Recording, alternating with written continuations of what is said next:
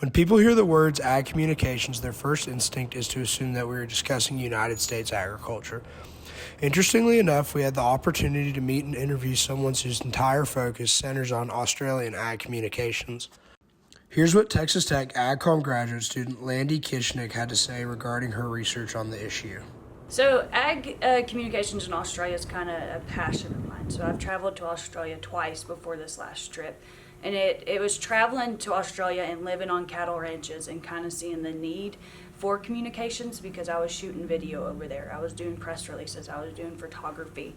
And that's whenever I noticed, like, why can somebody just like me in Australia not be able to show their passion for agriculture?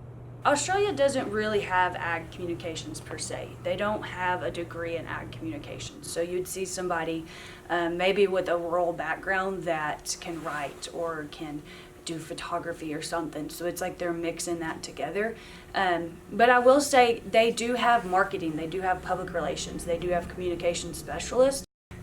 So the findings of my research, they're kind of unique because I broke them down into themes. And so mine was a qualitative study, and that goes more of interviews and face-to-face interviews instead of a quantitative, which is questionnaires. But they're really unique. So I found out that commodity groups are still looking for that written material, as now a lot of groups are using more visual storytelling, but you still need to be able to write well and be able to tell that story through Facebook, newsletters, websites, different things.